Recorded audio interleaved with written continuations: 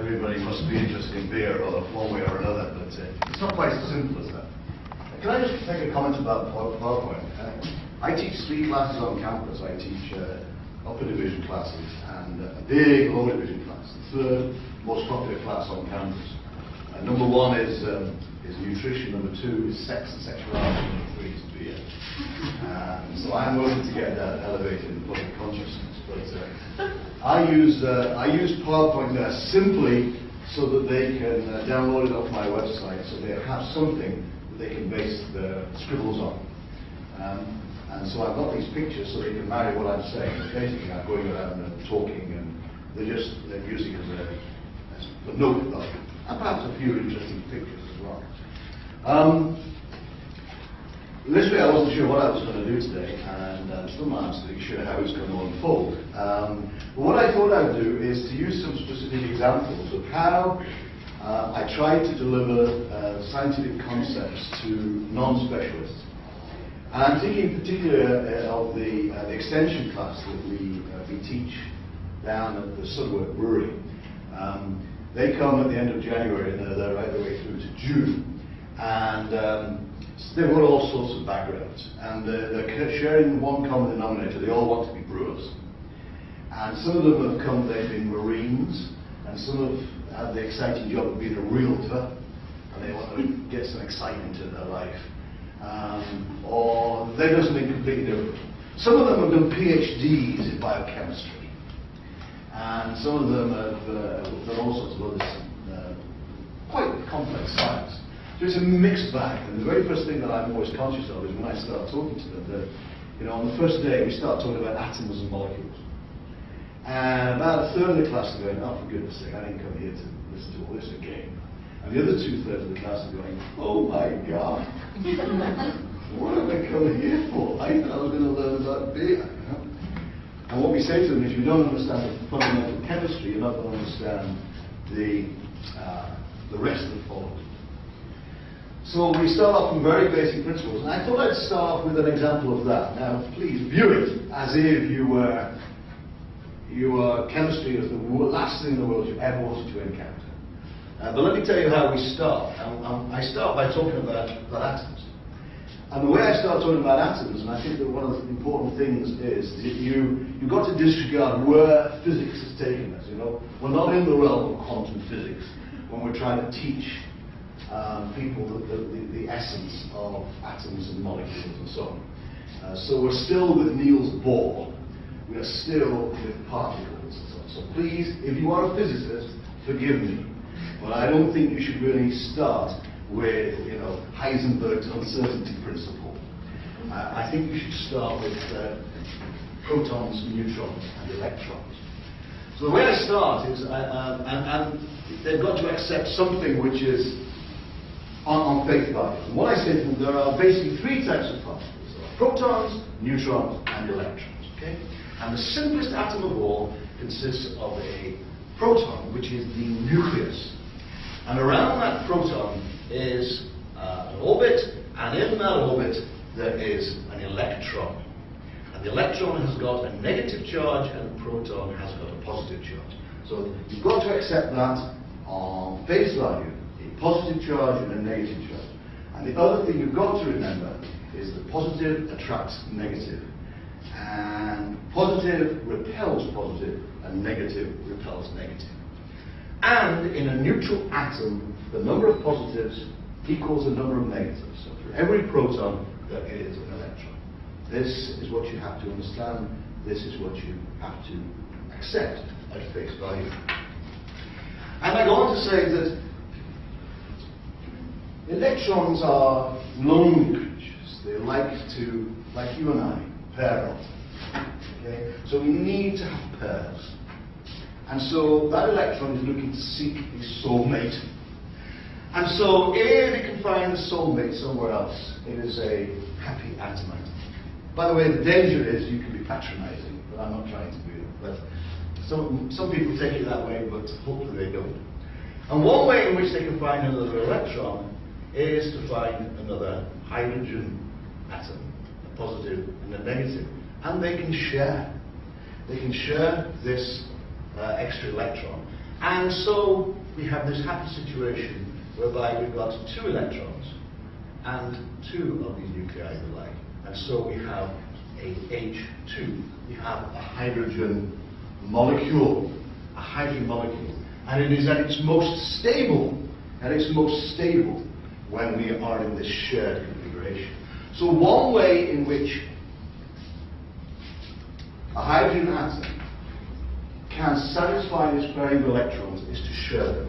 And we have now a molecule. So we have the simplest molecule of all, hydrogen, comprising 2 hydrogen atoms. And then I want to say, many of you have heard of oxygen. And in oxygen, we have 8 protons in the nucleus, 8 positive charges, and we have 8 so-called neutrons as well. So there's a total of 16 of these particles. And so because there are 8 protons, so there need to be 8 electrons as well, 8 negative charges. And it just so happens that there is space for 2 of these on the inner orbital. Imagine, if you will, planets orbiting around the sun. And in the outer, we have the other 6. There's room for 6. 1, 2, 3, 4, 5, 6. Now, there is space for 8 electrons in this outer orbital. There are only 6. So to have the happy situation of having 8 electrons, we need to gain 2. We need to get 2 from somewhere else. Where can we get 2 more electrons? Well, we could get them from hydrogen with a nucleus and a single electron, and another hydrogen here with a nucleus and a single electron. And they can share this extra electron. So the oxygen is satisfied with a complete set of electrons. The hydrogen is satisfied, and now we have HOH, otherwise known as H2O. And that, I think, is about as simple a way that I can explain to the general public water. And what I'm leading to is an example of how we can use metaphors to explain something.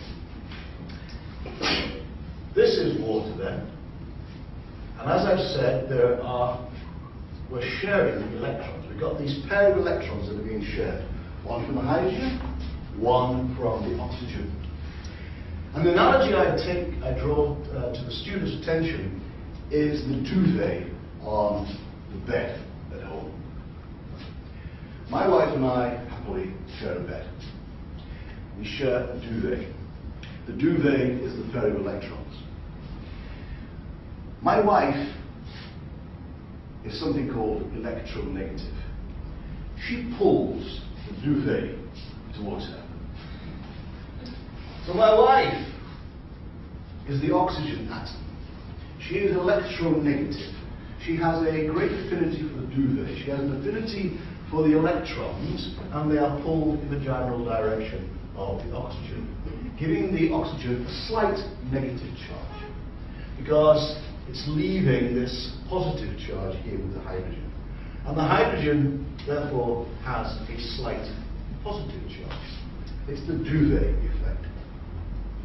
So if you have another oxygen here, and another water with a slightly negative charge here, so opposite charges can attract. Positive attracts negative. And here, slight positive, slight positive. If we have a slight negative from another water molecule here, you have an interaction. So there's all these interactions taking place within water, which holds it together. This has got the name of hydrogen bonding. And so we have this network, which means that water is a fairly strongly linked together entity. It's very strongly linked together, and it's due to this hydrogen bonding.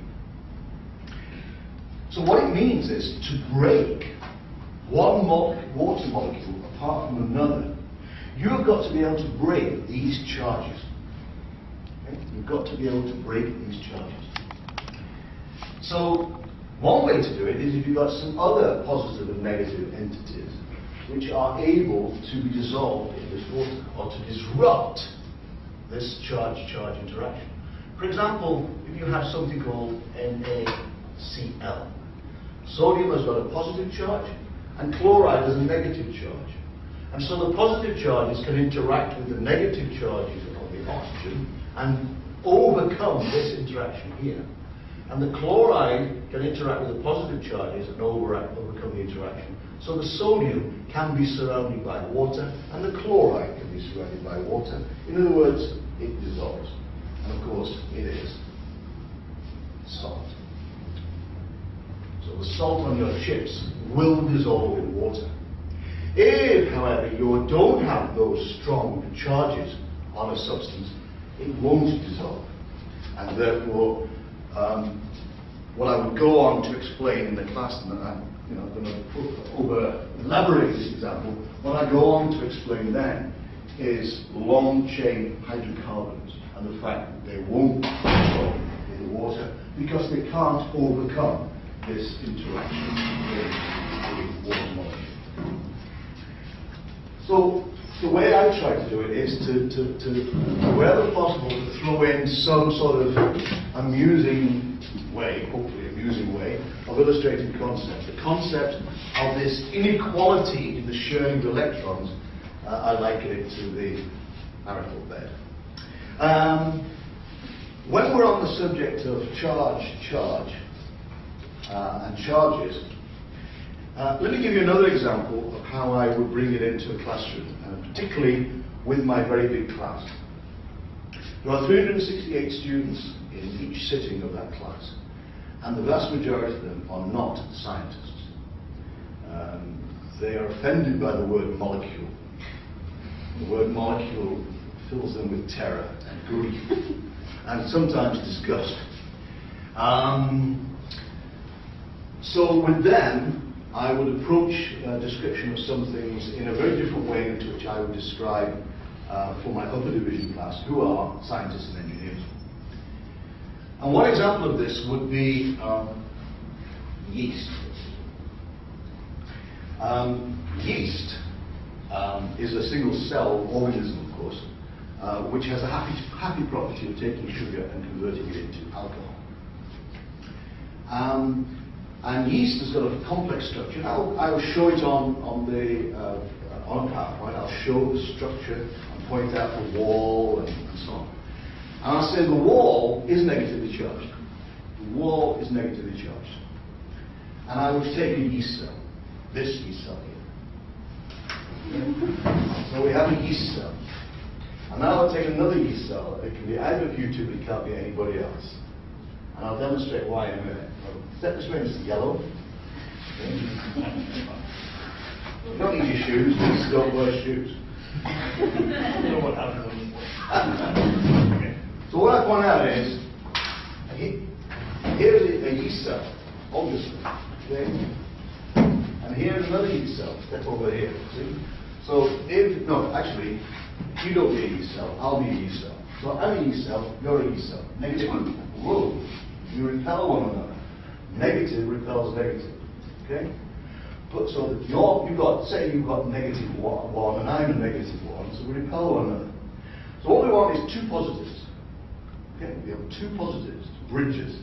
Positive to stick to him and a positive to stick to me. Happily in the form of a calcium ion. Here's our calcium ion. And when we have a calcium ion, whoa! No, don't get carried. That's why I always have men. So this is flocculation. Okay? We all stick together. And then you get another one here, and we can all stick together. And they go. And that's what happens in a yeast cell. When a yeast cell is multiplied, it repels one another, but if they've got some calcium ions, they stick together and flocculate. Then you have to, thank you very much. You have to be very, there are rules against doing that with women students. But anyway, I'll have the confidence to do it one day. So I try to involve the students as much as possible. I'm always chatting to them, I'm always interacting with them and saying, well, what is your major? You know, teasing them about their major and so on. So we establish a rapport, and then they're not afraid to take part in this example. Let me give you another example to do with yeast. What I say is, yeast is a living organism. And if the yeast is dead, it's not going to ferment. And therefore you need a viable yeast. You have to have tests of viability. If the yeast is alive, it will ferment. But, I point out, that you can have different states of health. Now, going to the much up and down, I'll say, I need a sports person. Somebody who plays sport for hissy days. Is there anybody in this room? What do you do? Roller hockey. Roller hockey. And then I usually say, that's not a sport. But anyway, we established this rapport. So then you say, well, okay, here we have two people, or two yeast cells, that are clearly viable. But one of us is more vital. One of us is more healthy. I did that once with a rather attractive young lady like you, and so I said, which of these is more vital? And this bloke at the back said, shit! So, you know, I try to choose men for that as well. But the concept is one of hopefully people get in their mind, okay, what he's talking about is healthfulness, what is fitness for purpose. Something the yeast isn't, it's alive, but it may be senile. What you're looking for is good, vigorous, healthy yeast. I do a lot of show and tell. I'm always showing people stuff from the brewing process and explaining it in detail. I should have brought some things around today, like beechwood chips. I'll explain to them about the Anheuser-Busch process with the beechwood chips, which present a big surface area for things to stick onto, to settle out of solution. I will talk about something called isinglass findings. What you probably don't know is isinglass is basically a protein that comes from the swim bladders of certain fish in the South China Seas. Inside these fish, I have been known to lay on the bench and do all that to demonstrate, and it's not easy to do it, that this swim bladder is something you bring air into. The fish brings air into it and it makes it more buoyant, and then expels the air and it goes down. And I bring in the isinglass to show them what it looks like. They get a feel of the size of it and so on, and explain that it's a protein. It needs to be dissolved, and it will actually allow a liquid like beer to clarify, to settle out the solids. And I will demonstrate that to them. One thing I'm lousy at is writing on a blackboard. There must be some old whiteboard. There must be some way to teach you how to do it organized. Anyway, another thing I need to demonstrate to the students when we're talking hardcore chemistry is things like amino acid structure. And so an amino acid has got 4 elements to it. It's got a central carbon atom. So this is more to students now, but to illustrate a point to people who have got an element of chemistry in their portfolio. There's a central carbon, and then there's a group called an R group. There's a hydrogen, there's an amino, and there is a so-called carboxyl group. So I said that this group is called an amino, this is called a carboxyl, this is called an R group, and this is a hydrogen. And what I say to them, there's lots of these different R groups. I also say there's two types of these. There's one that has got that sort of shape, and there's one that has got that shape. And I say they're totally different molecules. And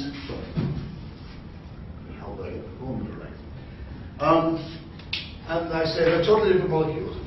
Doing that, you really can't get an idea for it. And what I was going to do is what I would normally do for this sort of thing. But imagine, if you will, that this is not a model with different plastic in it. But this is what I prefer to use, is the following. And what I prefer to use is, for the centre, a little potato. Okay? A potato. And let me get this right, which way around I'm going to do this. So I would get a potato, a little potato there, put that in the middle, and then I would put a gherkin, a small tomato, an onion, and a carrot as the 4 different groups. So a gherkin, a small tomato, a pickled onion, and a small carrot. And demonstrate what they are. So imagine that's what we've got here. So those are those different molecules.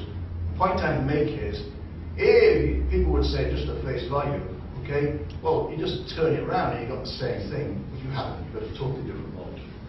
And you can show it to people in 3-dimensional space and say, there's no way, they're totally different. Just the way in which these things link onto the carbon atom, because it's a tetrahedron in the center.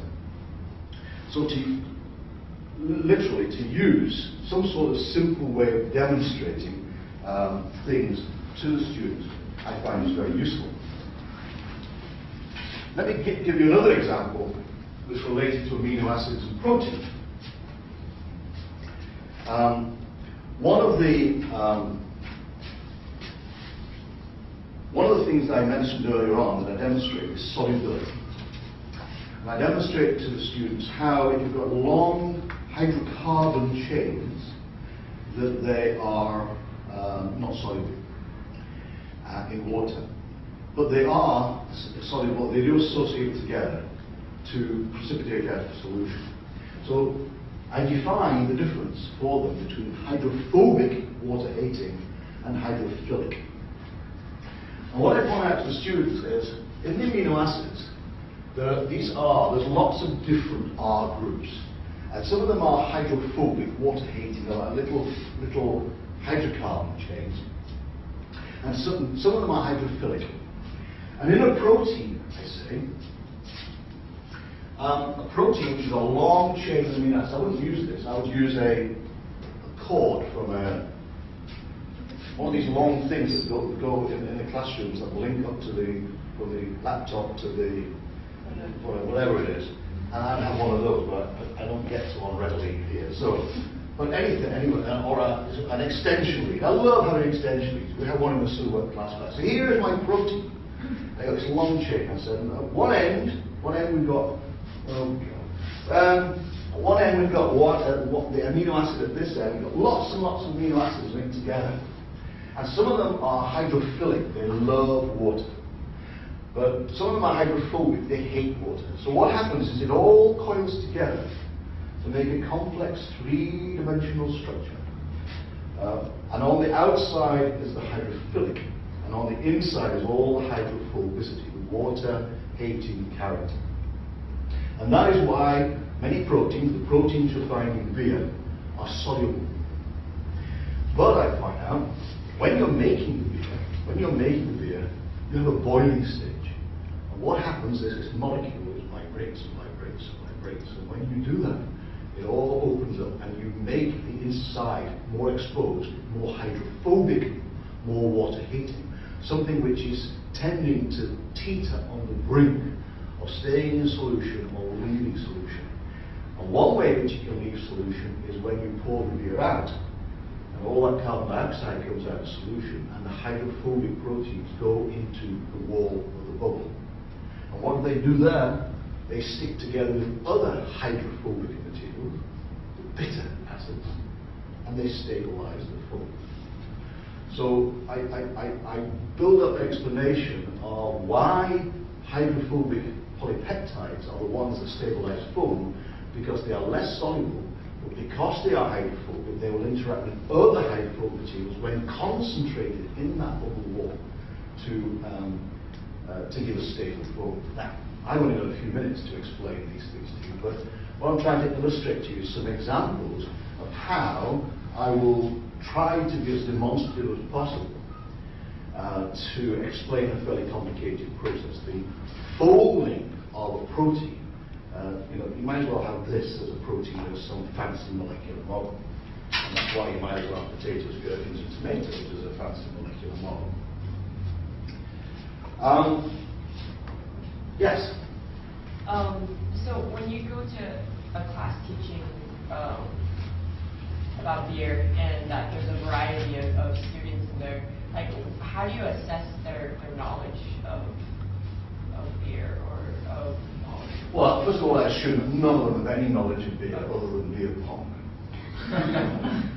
And the vast majority of them in a low division class should not have that either, because the vast majority of them are 18, 19, 20 years old. So one thing I do not do is pass beer around.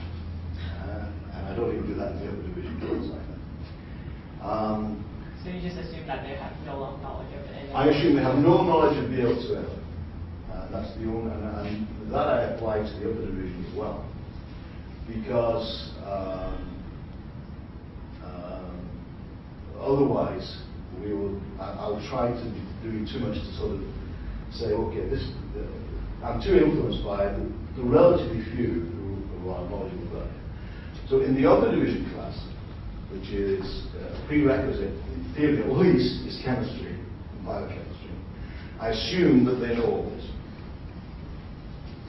And then I'll be going from that basis. In the lower division class, which is a GE science class, I will assume that none of them know anything about chemistry at all. So that's the basic difference.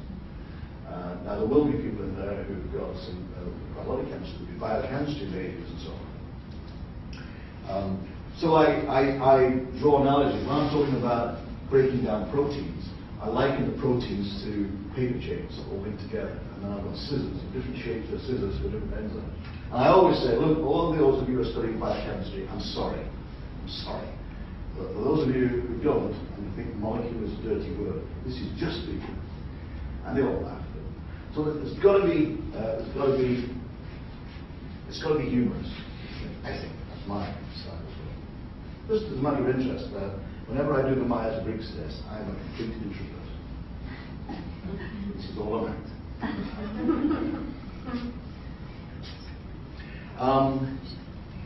Any other questions on me about this? I'm not sure it's the most useful way of doing it. What I've tried to do is to indicate to you some various examples of how I would draw analogies and draw pictures. In the brewing industry, for example, what I will tell the students is water is very, very important. Water is critical. And what I'll try to do to them is illustrate the importance of not only the water composition, but also what you do to that water. And, as this was reported in the Aggie, I might as well say it, I say to the students, okay, has anybody ever been to Lake Berryessa? And usually some people say, have you ever been fishing? And they say, yeah. I said, on a boat? And they say, yeah. I said, how long were you on the boat? And they said, oh, half a day. I said, did you pee in the water? And, yeah. You would expect me to pee in the boat. You realise that in that Budweiser, don't you? So straight away they get the idea that the water is kind of important. And then I go on to the point where, well, actually the good news is it gets cleaned up. You know? It gets cleaned up. Lucky guy. But the composition of that water is very, very important. And traditional lager style beers from Pilsen are very soft. And traditional ales, like those from Bertrand, is very, very hard water. Now, what do I mean by hardness? Hardness is the ability to make a lager. So if you, and I will say, do you use soap? Yeah, occasionally. Good. So if you make a lager easily, it's very soft water. And the definition of hardness and softness is how much calcium is in water. And if you've got a fairly hard water, there's a lot of calcium. And you can tell you've got a lot of calcium. Look inside the kettle at home, and there's lots of deposits. So if you look inside the kettle, it's and Davis, you'll find a high level of it. So we've got hard water. So I'm trying to give them day-to-day examples. So I get it, so carbon. And then I'll say, well, if you don't have a high level of calcium in the water, what is going to happen is the oxalic acid, which comes from the grain, goes right the way through to the finished product. What is oxalic acid? You ever had rhubarb? It's the thing that makes your tongue go furry. Okay? Well, if that gets through the process and you don't have calcium present, it gets into the finished beer.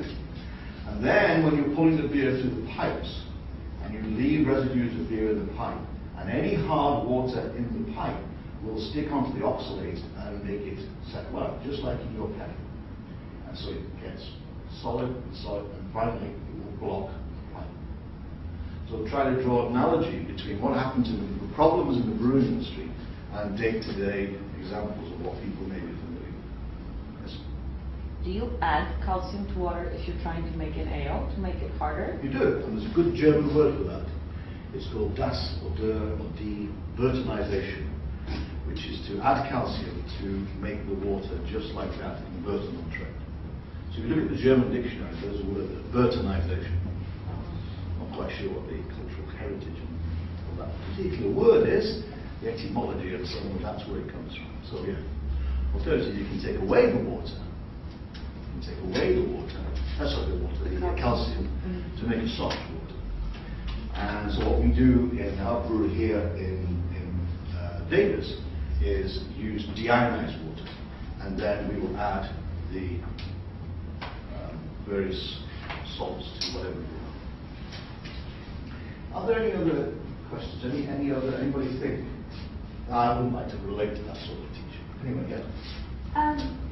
I think the skill that you have also reflects that how knowledgeable you are about the idea. You know, it's and it does help. Yeah, I think, you know, me personally, when I think about subjects that I want to talk, that means that I really be master in those things, and in my mind, I draw all this analogy and can, you know, make these things. My question is that also it's that I think the personal skill that makes all this analogy. My question is, are you also as good as in this subject in other areas, and you can always make analogy and comparison between things, and you want to explain something? I'm not sure well, I can in one. I actually have two lives. I also write about soccer, and I've done that for a long time. So I could do the same for football, as we call it. You know, like football's a game where you kick it. Yes, the real football. The actual football. The actual football. Yeah. Yes. So that, yeah, but it's a very good question, and I don't know how well I can answer that question. See, I think I can do it with anything that relates to brewing directly. I think I can do it with chemistry, biochemistry. And I think if somebody said to me, well, go on, stand up and give us 50 minutes on Shakespearean tragedies, I think I'd decline. It certainly does help to have an empathy with what you're trying to do, certainly. And one of the advantages I think I have got, and one thing I think I bring to the campus, is that I have actually worked in breweries. So I've done it. I've been there. I've seen what goes wrong. And I'm always, possibly too much, segueing to, let me tell you the story of the time now. Well, I think that brings it home a real example to them of what can happen. I'll give you an example. I'd say to the students, copper. Copper's very important. Imagine a beautiful gleaming copper brew house. It's beautiful. One of the advantages of copper is that it actually sticks onto eggy flavors. Hydrogen sulfide makes beer taste like rotten eggs. It sticks onto it and takes it away. It's a beautiful thing. In our brewery in Liverpool, we had a beautiful stainless steel brewery, no copper. And our beer went eggy. So we used to add copper to it to bind the sulfur. And then I say, until the day the guy came in and his beer was blue. And he said, okay, Mr. Smart, asked PhD Danforth, what's the reason for this? So I was trying to think of all the fancy explanations, and he said, well, it tastes great, and he drank it. And then about 20 hours later, or 10 hours, or 2 hours later, soon afterwards, he had his stomach pump. I said, this is the danger of putting in a poison.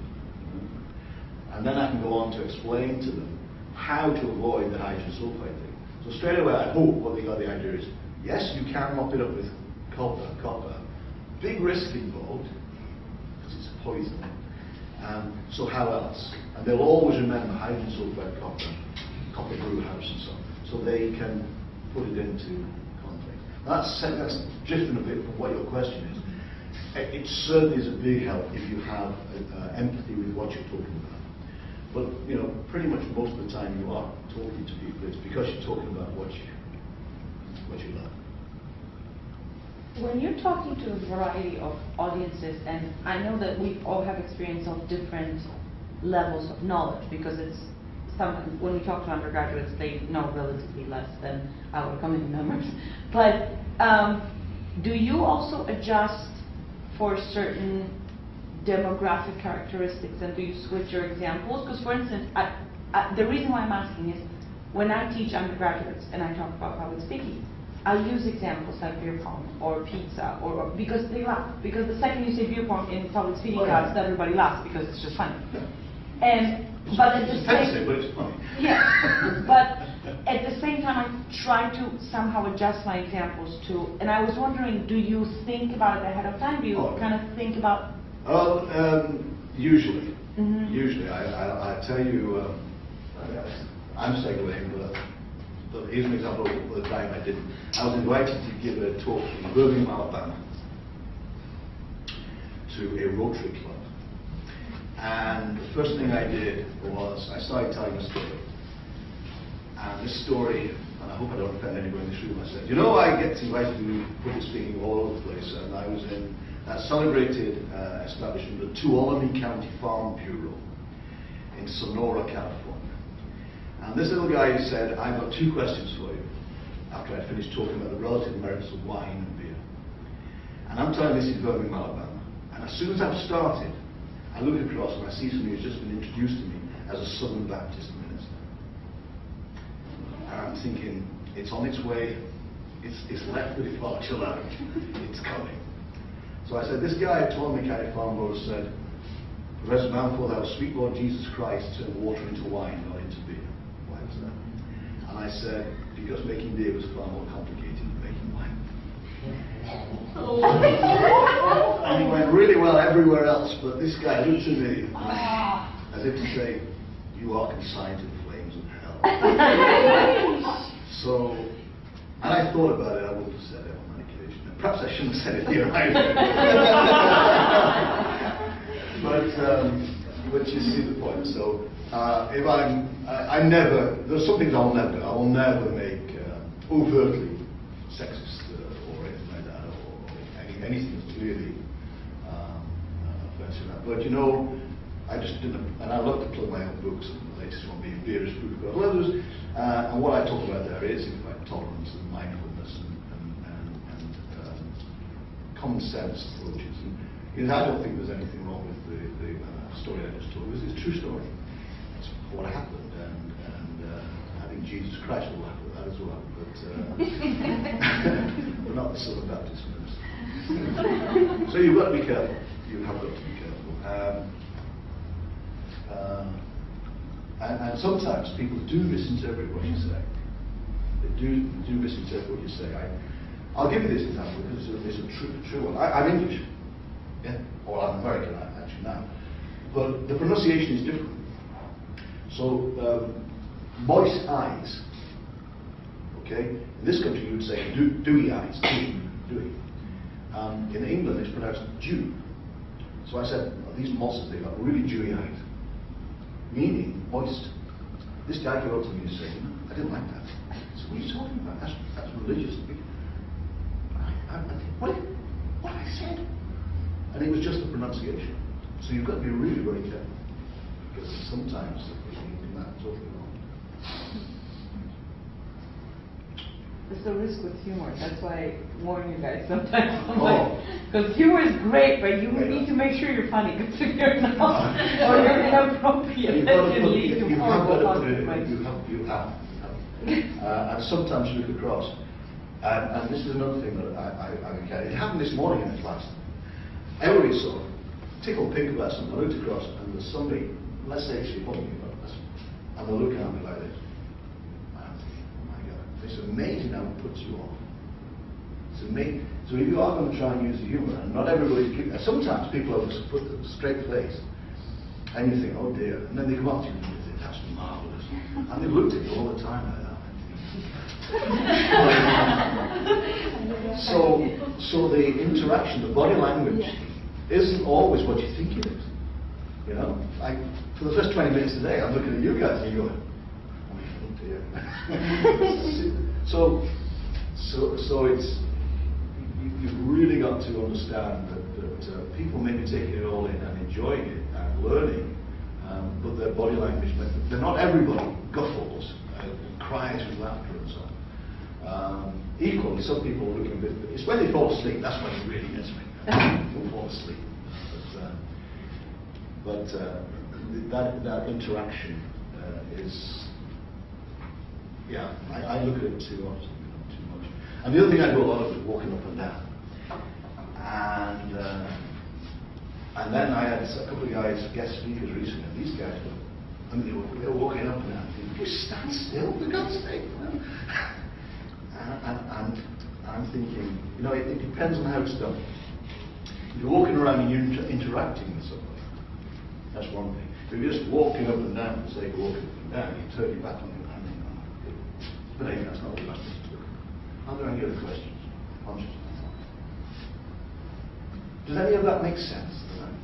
I'm sorry to interrupt you. I just want to use one thing that you just said. I loved how he just gave us. I'm sorry, you just said, are there any other questions conscious of the time? And I loved it. This is something you might remember, because it's letting your audience know that you're open, but at the same time, cutting potentially people who are going to ask 15-minute questions so diplomatically, and I just love it. I'm sorry, I just wanted to point it out, because I talk about little things that you can do or shouldn't or should when I talk about delivery, and I just love the way you phrased it, because it was very... So hard. I think that makes the vaguest bit of sense. All I would say is that you can go around being patronising, you know, and some people get offended by it. But equally, if they're right-minded, they'll see what you're trying to do is to get across a very complicated concept as simply as you can to actually make it apparent that, oh, that's a great analogy or something. Yes, sir. Have you, after you give, talk to a non-technical audience, is there any ways that you try and determine if your metaphors have been effective? No. Never. I don't think so. From time to time, sometimes people come to me and say, I get it now. I get what you were on about. I really don't understand that before, but now I get it. I think if you were to sit in, I've just flitted from one example to another, but if you were to sit in, say, an extension class, and I was talking about foaming, for example, I'm continually bringing out examples of real-life examples of problems. Like I would say to people, for a good stable foam, you've got to have really clean glass. I try and use, I'd say, no carrying your glasses like this, because your greasy, nasty fingers and all emotions there. And a really clean glass, sparkling glass, and sir, I would say, get rid of the mustache. And hideous growth. A bird of fact is going to drip into it. And everybody goes, oh. And I had an email last night. I did that last night to get rid of the hideous growth. And this guy emailed me later on. He said, I've just been down to some pizza place. I had a beer beforehand. I had a beer afterwards. The foam collapsed afterwards. I'm getting rid of the mustache. So the answer is yes.